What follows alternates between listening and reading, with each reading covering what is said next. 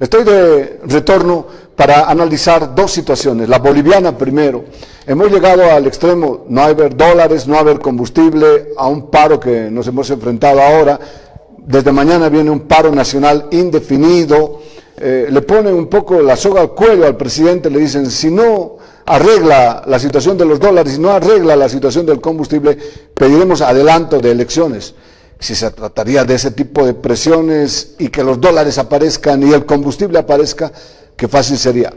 Andrés Delgadillo está con nosotros, analista él. ¿Cómo estás, Andrés? Gracias por estar con nosotros aquí en el Periodismo de Cuenta. Buenas noches, te tengo en pantalla, bienvenido. Buenas noches, Iván, un gusto estar en el Periodismo que Cuenta y un gusto saludarte. Bueno, a ver, ¿por qué estamos frente a esta situación? ¿Por qué hacen falta dólares? ¿Por qué hace falta combustible? Y los precios de los alimentos se van encareciendo poco a poco. ¿Por qué hemos llegado a esta situación, Andrés? Son tres factores, ¿no? Uno primero, que tiene que ver esencialmente con la reconfiguración económica que se ha dado a partir del COVID, en un contexto internacional. El COVID tenía que traer efectos económicos. Recién hemos conocido los efectos políticos, ¿no? Pero los económicos, recién el mundo los está teniendo. Dos, la guerra de Ucrania-Rusia es real, que tiene una influencia en el mundo. Rusia no es un país irrelevante, ¿no? Entonces, ese es un primer componente, ¿no?, que tiene que ver con todo esto.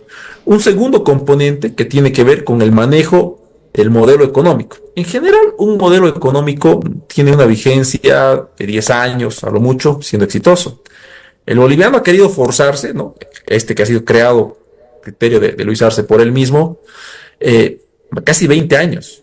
Y el modelo ya venía pues con rajaduras, con fisuras, ¿no?, y con curitas, lo hemos venido pegando para ver cómo funciona, y evidentemente esto ya no va para más. Ese es un segundo elemento, ¿no?, que era un modelo vinculado esencialmente a la exportación de hidrocarburos. Ha bajado los hidrocarburos, los ingresos han bajado. Y un tercer elemento que tiene que ver con la alta politización y el manejo político negligente que tiene el gobierno. Este es un gobierno muy poco político, y este es un país altamente politizado. En ese contexto, toda esta puja política ha generado que se vea débil el gobierno. Por ello lo tienes al principal líder opositor al gobierno, que es Evo Morales, aunque sea del mismo partido. Tienes a un montón de actores que ya ven estas oportunidades buscando hacerse visibles para ser diputados, senadores, alcaldes, concejales. Ya se piensa en eso, aunque parezca increíble, ya se piensa en eso. Claro. Y en ese contexto, esta conflictividad hace que cada vez sea más difícil. Un gobierno que tiene problemas, como bien decías, Iván, le ponen más problemas para que le sea cada vez más difícil resolver lo que ya en sí no podía resolver. Bueno, seguramente tiene que ver también con el auge de la explotación y de la percepción de recursos económicos, auge de los precios del petróleo, del gas, etcétera.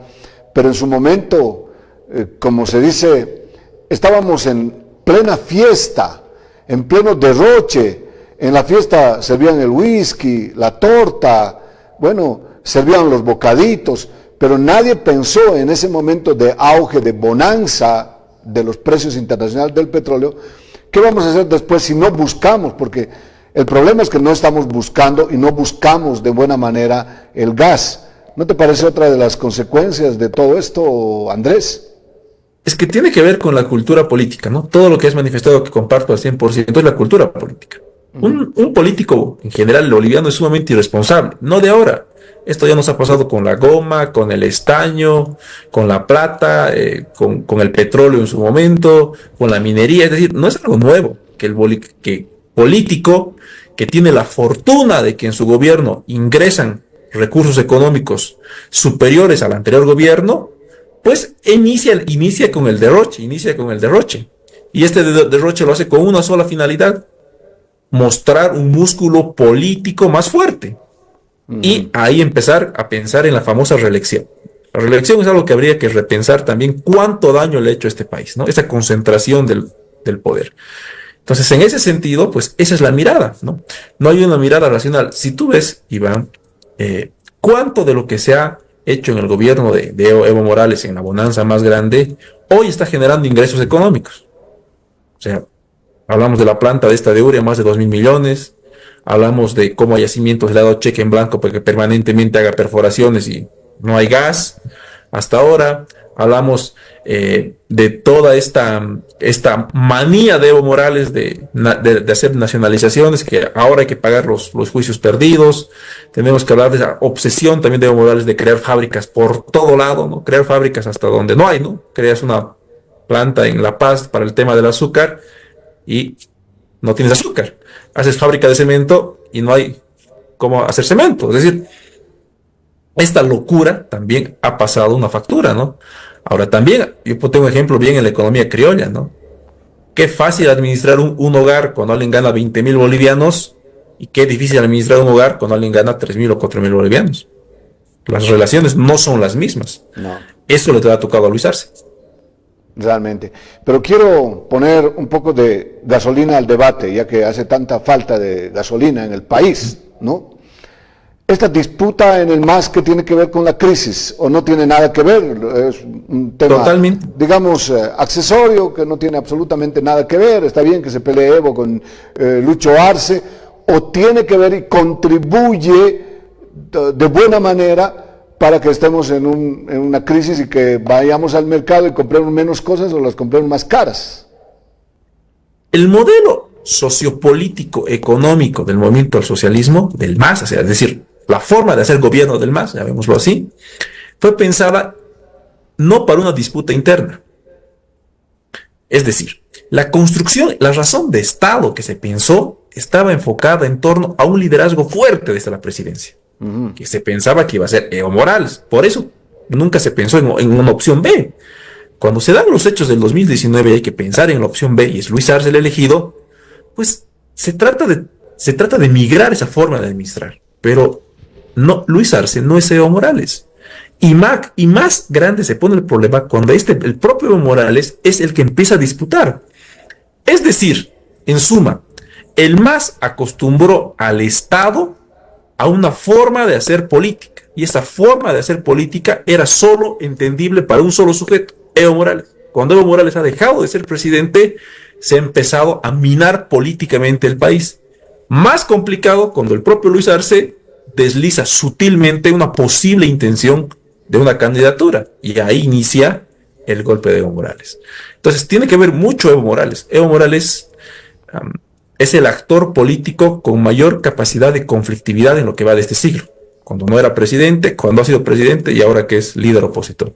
Entonces tiene mucho que ver en los problemas sociales que le generan. Ahora, los problemas del dólar, del combustible, pues tienen que ver de cierta manera en este último tramo con malas decisiones del gobierno de Luis Arce. Pero no nos olvidemos que también han habido años, en los cuales, más de 14, en los cuales Evo Morales ha gobernado este país. Y Luis Arce era su ministro de Economía. Entonces, esto lleva a la profunda reflexión de qué ha generado que Bolivia, de ser a criterio de algunos el milagro económico de América Latina, hoy pase a ser la depresión económica de América Latina. Y esto tiene que ver esencialmente porque era un modelo que se hizo básicamente en las nubes, no tenía sustento. Era un modelo muy flojito conceptualmente, era un modelo con poca visión, bien chatito, ¿no? Que solo llegaba a la punta de la nariz. Y cuando ha habido dificultades en los ingresos económicos, el modelo ya no ha podido responder, porque en realidad no era básicamente el modelo, era algo bien criollo. Tener muchos recursos económicos, gastar, inyectarle mucho a la economía, que circule mucho el dinero, y a partir de eso, pretender redistribuir estos ingresos que tenía el Estado, y con eso tener índices aceptables en lo que es redistribución de la riqueza. Pero es básicamente eso, modelo como tal, de una planificación económica a largo plazo, como te decía, de una proyección económica del país, que la industrialización hubiera generado recursos económicos.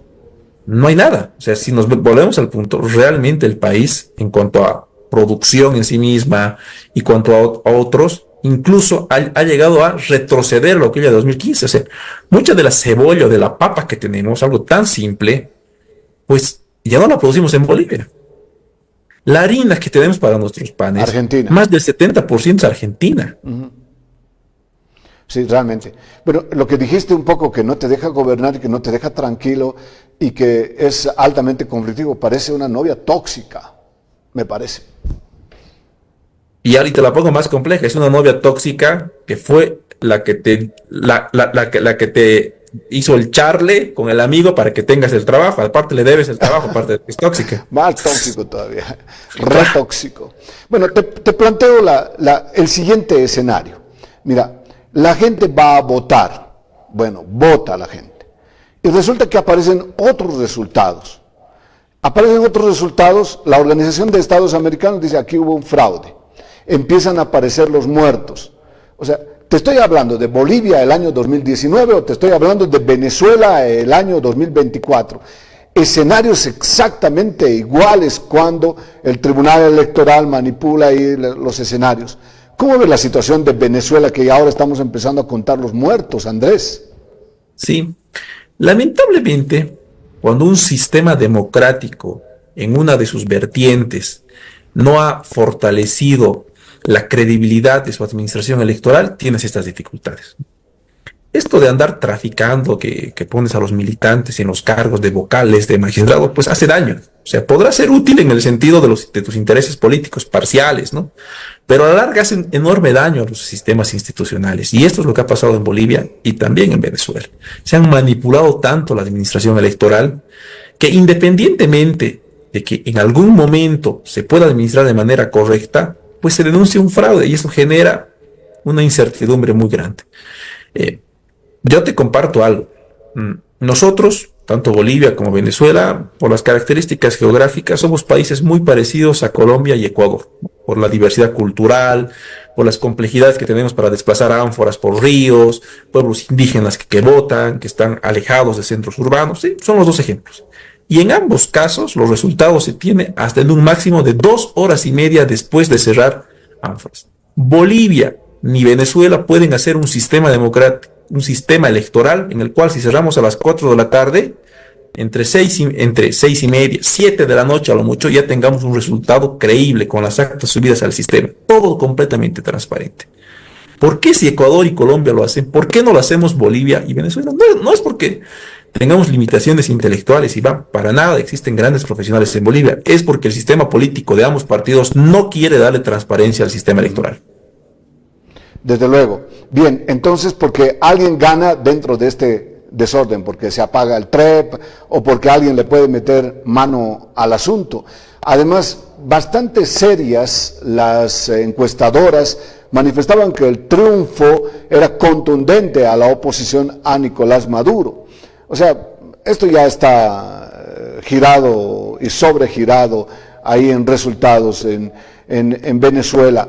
¿El desconocimiento internacional hará algo de presión contra Nicolás Maduro? Porque parece que los de esta tendencia no se van con el voto, Andrés. No, recordemos que Maduro ya ha tenido momentos más duros que este. Recordemos lo de Juan Guaidó. Tenía un presidente paralelo reconocido por la Unión Europea, por muchos países, y ya estaba contra las cuerdas y todos decíamos hay que contar los minutos para que Maduro se vaya. No habían rumores que ya había sacado a la familia, de que era un momento que él abandonaba, que el avión ya estaba parqueado. Millones de rumores. Ha aguantado todo ese año. Juan Guaidó se ha caído, porque lamentablemente es muy difícil hacer un gobierno paralelo. Y después se ha ido revirtiendo la situación venezolana. Se ha ido revirtiendo en el sentido de que Maduro se ha puesto otra vez fuerte, otra vez ha empezado a hacer unos vínculos internacionales, lo han empezado otra vez a aceptar en foros y ha sobrellevado. Estas olas de violencia que tienen, el fallecimiento que es muy lamentable en las últimas horas de venezolanos protestando, no es novedad. Si analizamos en estos 11 años que lleva Maduro, ¿cuál es el régimen comparable o el país que en estos 11 años ha tenido más desaparecidos, más perseguidos, más ejecuciones extrajudiciales que también van a llegar en algún momento a la Corte Interamericana, como Bolivia tiene el caso de las Américas, es Venezuela? Entonces era un país que ya venía generando violencia estructural desde el Estado y la influencia que tiene en Maduro, ¿no? Porque el gobierno ha tomado al resto de órganos y se ha generado una fusión entre gobierno y Estado, una cosa increíble. Entonces esto lleva a que la espiral de violencia pueda escalar. Por supuesto, puede haber mayor presión y otros, pero Maduro ya ha tenido niveles de presión altos y no le tiembla la mano para aguantar con lo que queda Si hay que encerrarse en el palacio y militarizarlo, lo va a hacer, no va a tener ningún problema y va a aguantar así y va a gobernar de esa manera porque ya lo ha hecho. Ahora, la presión internacional puede ser muy poco en este contexto porque ya ha tenido momentos en los cuales ha presionado mucho. Incluso recordemos las sanciones, por ejemplo, de los expresidentes Obama o Trump en su momento a Maduro, con el congelamiento de cuentas, embargo del oro que tiene Venezuela en Inglaterra, un montón de cosas que lo han puesto contra las cuerdas y aún así el hombre ha aguantado contra las cuerdas. Entonces, la gran pregunta es, ¿quién le puede dar el golpe para que se caiga de las cuerdas y que realmente esté noqueado, ¿no? Usando jerga del boxeo. Porque si solo se trata de darle golpes y él permanece de pie, va a tener las cuerdas para que lo sostengan. Estoy un poco sospechando que tendría que ser desde dentro del chavismo. Podría ser una posibilidad. El problema es que dentro del chavismo también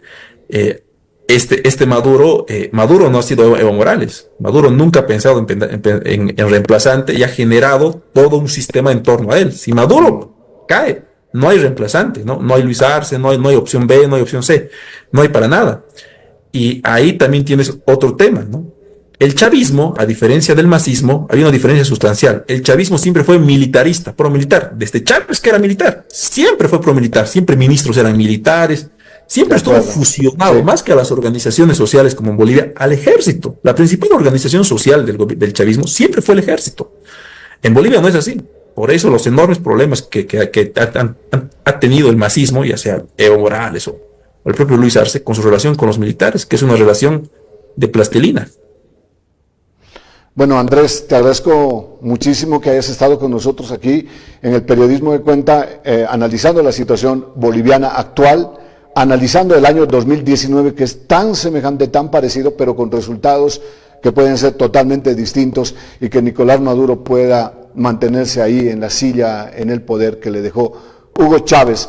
Nicolás Maduro, que ya parecía que iba a aguantar unos cuantos días más después de Chávez, y mira cuánto, más de una década ahí.